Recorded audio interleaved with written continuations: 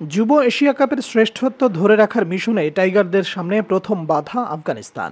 বয়স ভিত্তিক ক্রিকেটে যারা সাম্প্রতিক সময়ে বেশ নাজেহাল করে ছেড়েছে বাংলাদেশকে, তবে এদিন একেবারে এটে সেটে বেঁধে নেমেছিল বাংলার যুবারা। যদিও ম্যাচের শুরুতে টস ভাগ্যটা চলে যায় আফগানদের পক্ষেই, টসে জিতে আগে ফিল্ডিংয়ের সিদ্ধান্ত নেয় তারা। আগে ব্যাট করতে নেমে শুরুতেই হোঁচট খায় টিম বাংলাদেশ। ইনিংসের পঞ্চম বলে বিদায় নেন জাওয়াদ আবরার। আব্দুল আজিজের বলে ক্যাচ দিয়ে বাংলার ওপেনার বিদায় নেন রানের খাতা খোলার আগেই। এরপর আরেক ওপেনার কামাল সিদ্দিকীকে নিয়ে ইনিংস মেরামতের কাজটা শুরু করেন অধিনায়ক আজিজুল হাকিম তামিম। তবে ইনিংস মেরামত করতে গিয়ে বেশ ধীর গতিতে ব্যাট করতে থাকেন এই দুই ব্যাটার, যার ফলে প্রথম 10 ওভার শেষে বাংলাদেশের সংগ্রহ দাঁড়ায় 1 উইকেটে 34 রান।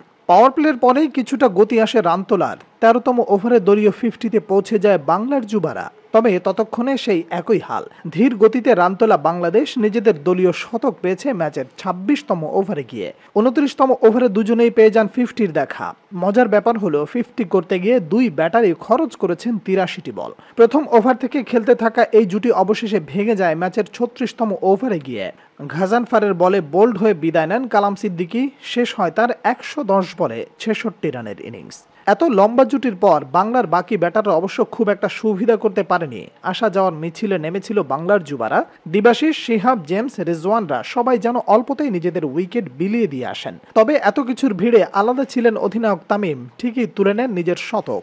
132 বলে 3 অঙ্কের ম্যাজিক ফিগারের দেখা পান এই ব্যাটার। যদিও বিশাল এক ছক্কা মেরে সেঞ্চুরি হাঁকানো তামিম বিদায় নিয়েছে তার পরের বলেই। শেষ দিকে ফরিদ হাসান ও রাফি মিলে ক্যামিও ইনিংস খেললে বাংলাদেশের ইনিংস গিয়ে থামে 228 রানে। 229 রানের লক্ষ্যে ব্যাট করতে নেমে আফগানদের ইনিংসের শুরুটাও হয়েছে বেশ ধীর গতিতে। বাংলার বোলারদের বোলিং তোপে রান করাটাই মুশকিল হয়ে দাঁড়িয়েছিল আফগানদের জন্য।